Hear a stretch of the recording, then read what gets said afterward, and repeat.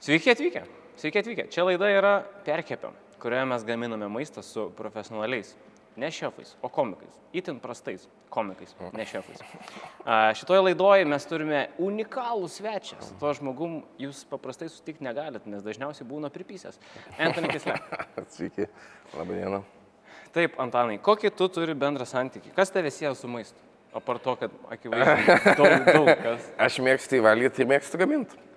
Tiesiog vaikystėje visą laiką, kai mama gamindavo, stovėdavau šalia ir kai užaugau... 13 000 vaikų ir laukdavau kokių... Aš gaudavau tik vakarienę pažiūrėti, nes prieš tai būdavo, mes neturėjom televizoriaus, tai vienintelis šou buvo, kai mama gamina. Tai, aš žiūrėdavau, kaip gamina jinai, po to, kai išaugau, išsikriauščiau, galvoju, nėra taip sunku iš tikrųjų. Ir pradėjai iš voltų užsisakinėti. Ką mes šiandien gaminsim, Antanai? Mes šiandien gaminsim... Aš nevadinčiau ramenų, čia tiesiog yra biškai geriau už bomžpakį ir žymiai prašiau už rameną tiesiog.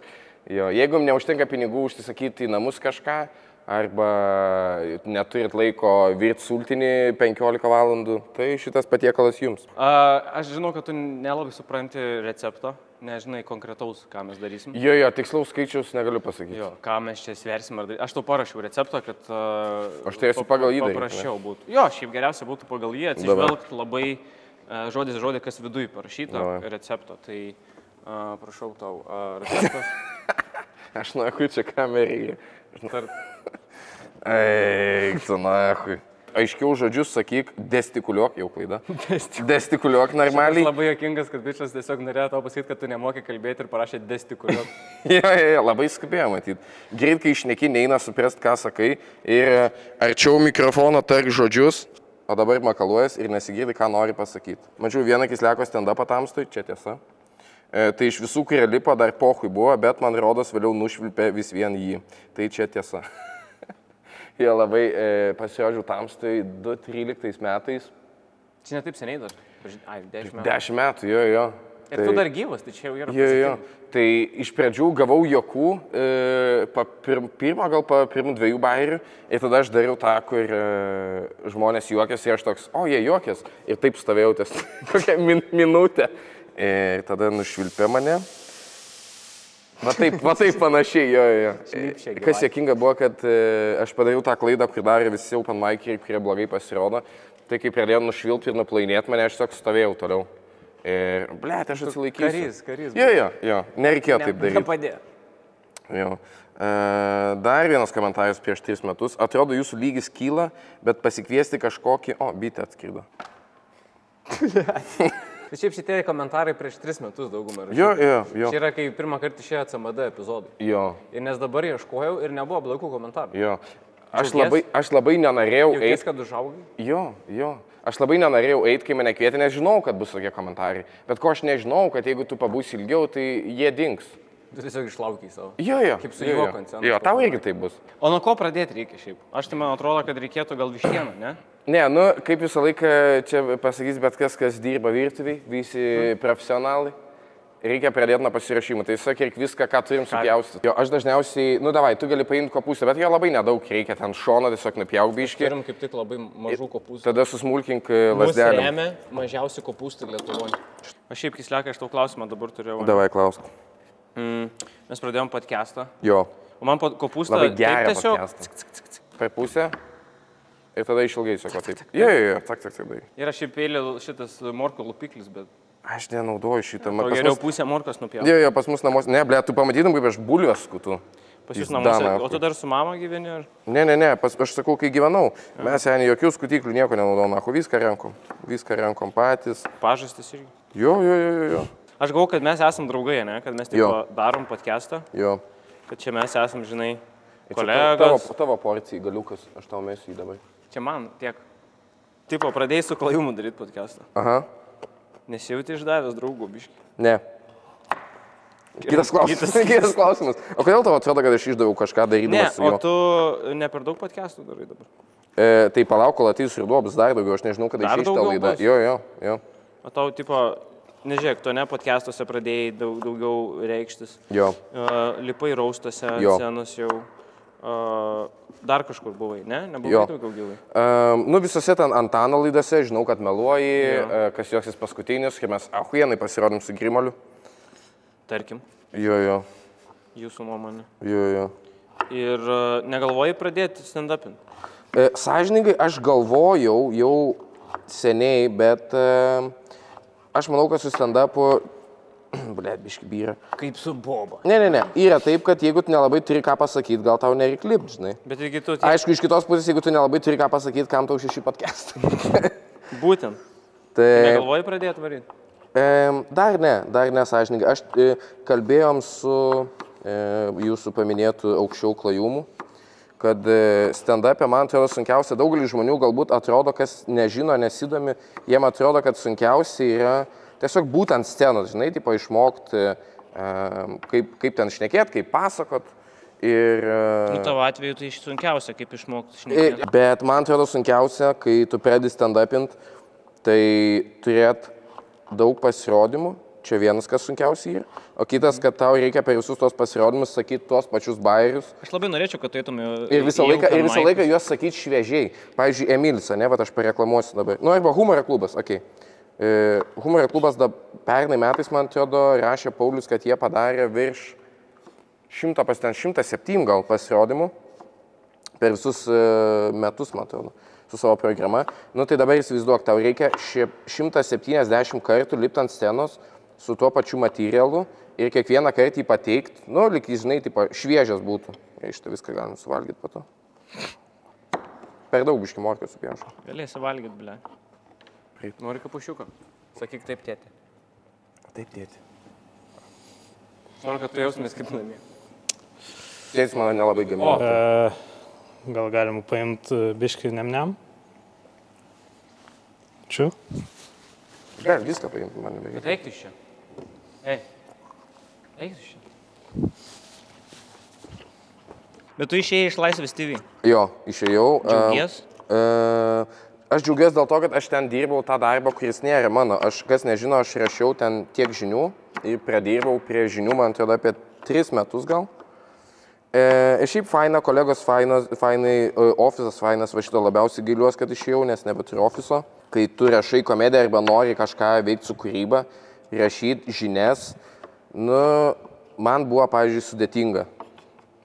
Nes, nu, tai, ble, tu, tipo, turi atsidaryti, žinai, BNS. Galėjau biškį atskleisti Spicy. Dabar galėjau pizdavot normaliai Laisvės TV.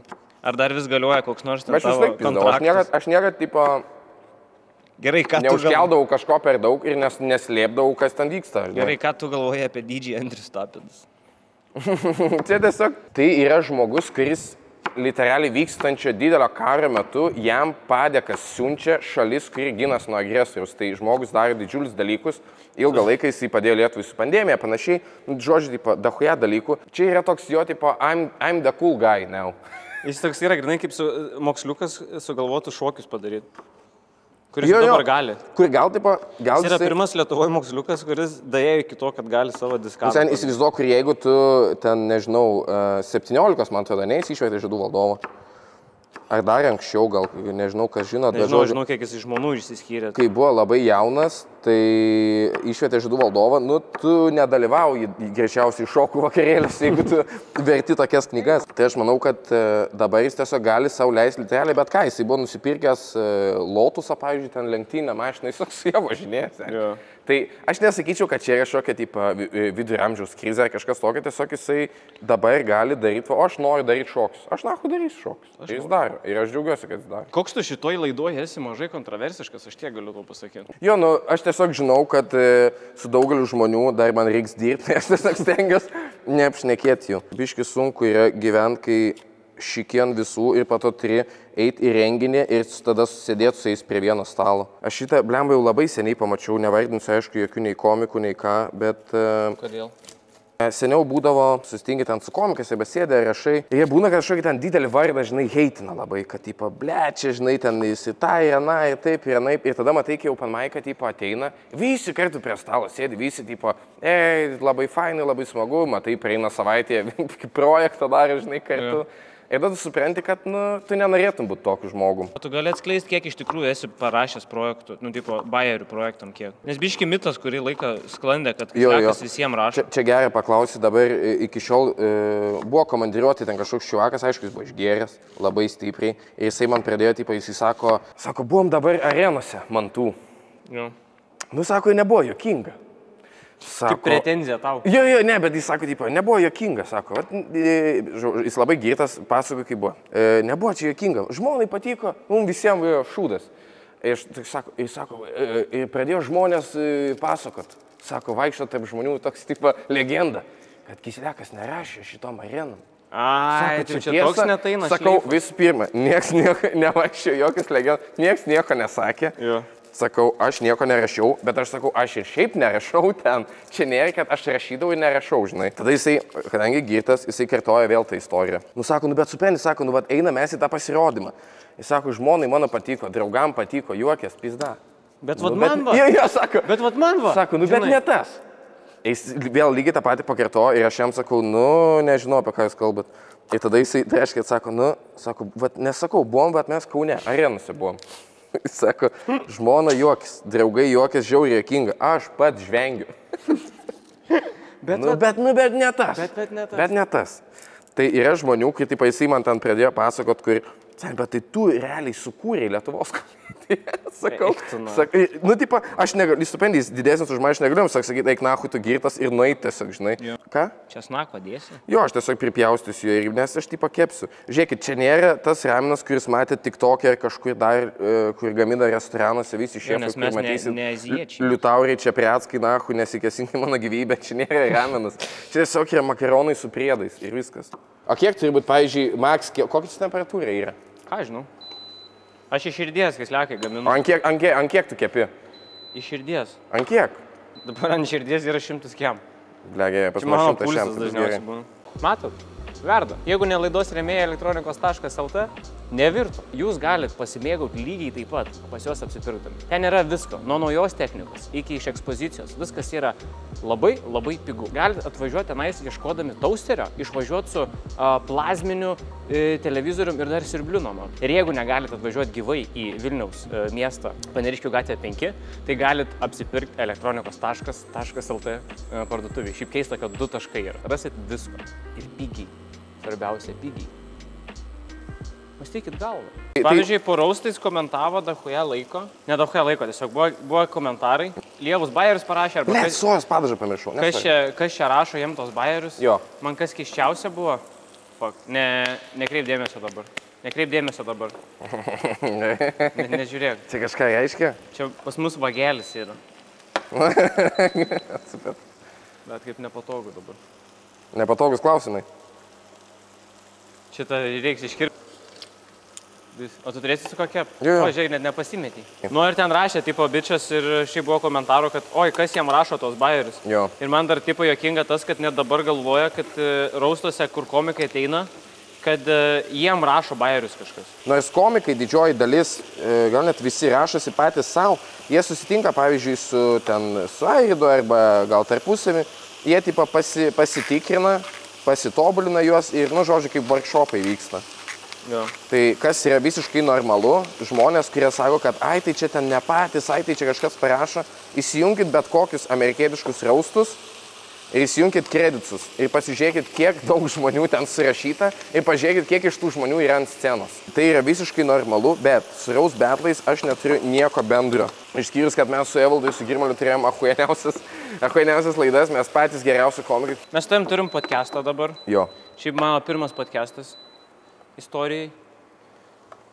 Ne tai, kad dalyvauti, bet... Džiaugiesi ar ne? Bet turėt.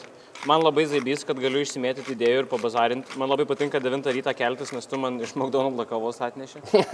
Mes labai romantiškai su Kisliaku laiką leidžiam. Aš niekad su tavim normaliai nesu pabazarinęs. Jo.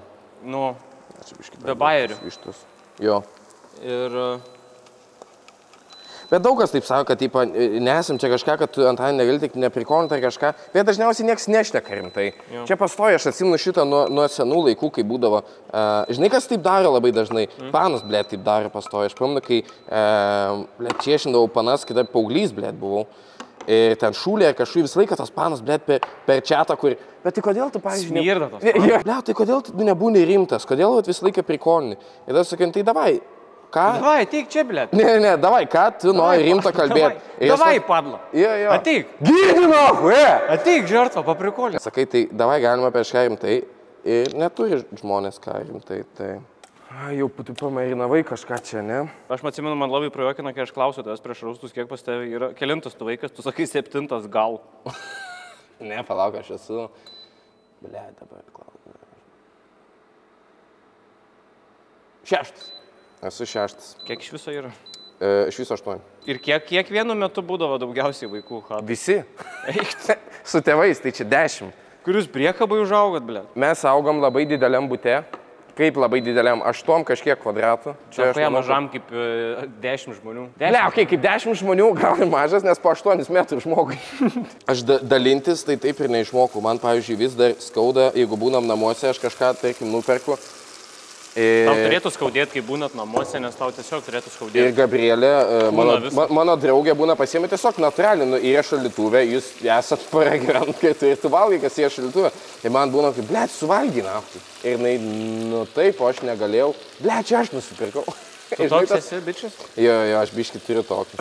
Aš tai supjaušiau savo, šiaip reiktų joje planai smulkiai supjaustyti, ne tavęsme ne kaip į salotas, bet, nu, kad galėtum su lasdelė tokį tiesiog paimti, kaip popieriaus lapą. Čia pirmą kartą rameną darau.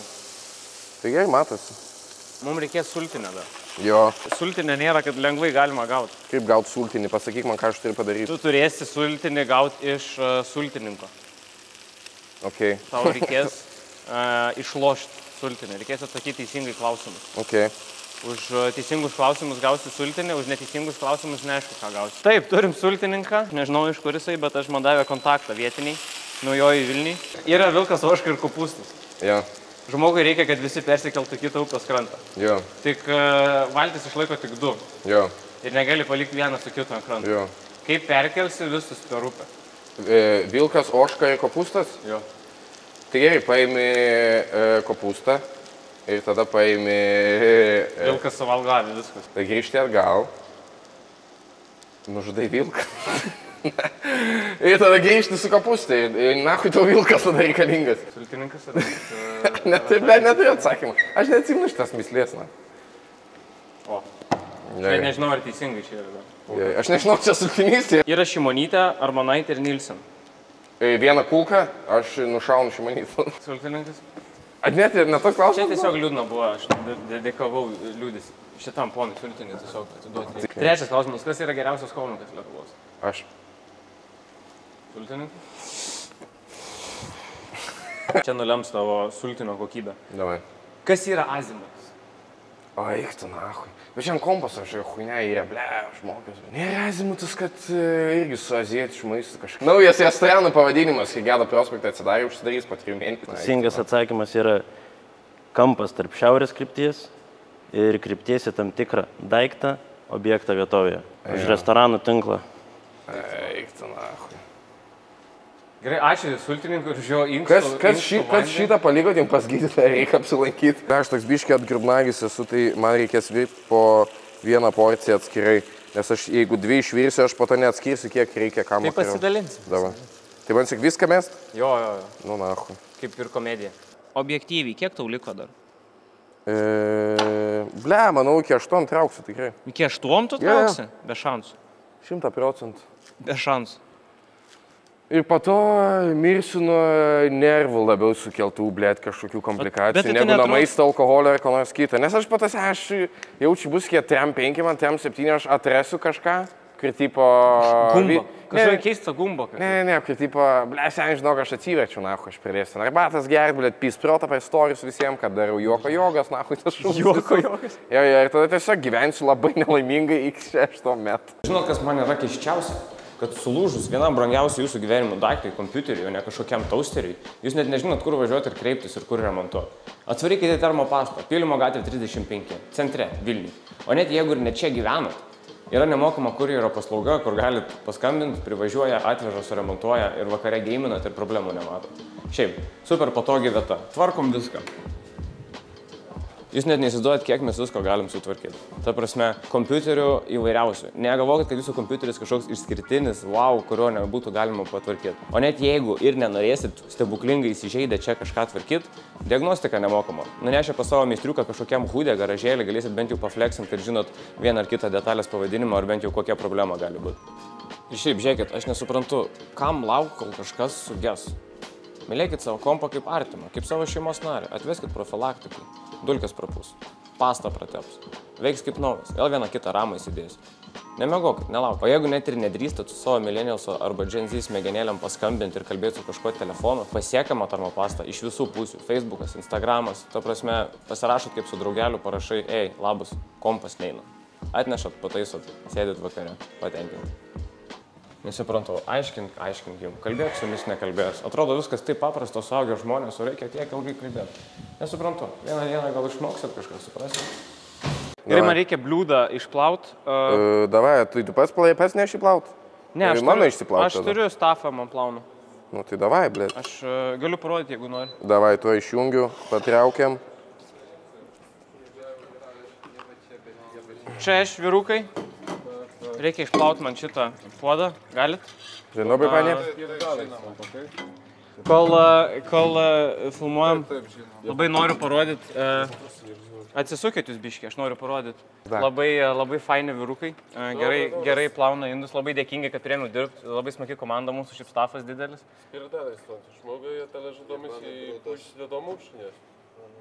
Aš manau, kad jie pasakė, kad labai gerai vis. Ačiū vyrukai, tikrai, aš be jūsų niekaip neįsiveršiu. Ačiū jum irgi. Nesuprasi jau kartais. Ką makarai, išvirė, neišvirė jau? Makarai, manau, kad bus išvirė, dar išpilsim sultinę, vis tiek dabiškai išbrinks. To reikia pasidalinti, tik tai atsakiau, man dėl to problema, blėt, kai veidų dahuja nesivatai. Seniai, va, čia vieną porciją, nahu, gavus. Čia išvirė skaitis? Taip. Kas čia, blėt, gavus? Tai paragauk, palauk. Paragauk, nu. Papūs tiesiog asilėt. O. Atrodo, tai labai prastai. Šio, aš irgi baiginėjau. Bitch. Yes. Nice. Blėt, tavo net kiaušinis ahujienas gaus. Sen. Pizda. Dažok neįgaliuką vaiką pagamintos. Ant šaldytuvo vis tiek uždėsim. Ne, pasikabinsiu aš. Ant šaldytuvo, bet ne ant priekinių durelių. Ką, atnešam savo duoklę Nemnem šefui. Nemnem šefas, ar jūs pasiruošęs esat paragauti mūsų ramenų? Suzuki. O, žinot, Toyota. Hirošima. Nagasaki.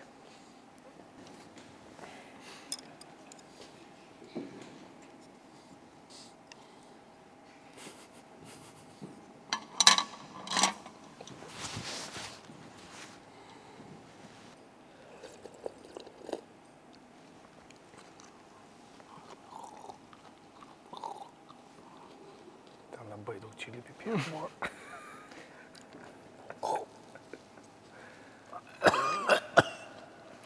Reiškia, kad skanu?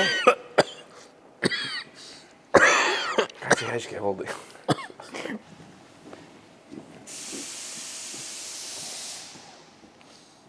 Šefė?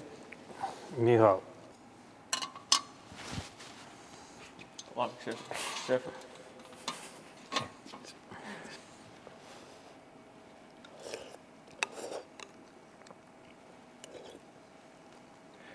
Šiaip, žinai, ką dabar pastebėjau, kad iš rameno žavumą labai atima, jeigu su šaukštu valgai, nes atrodo, kad sriubo valgai.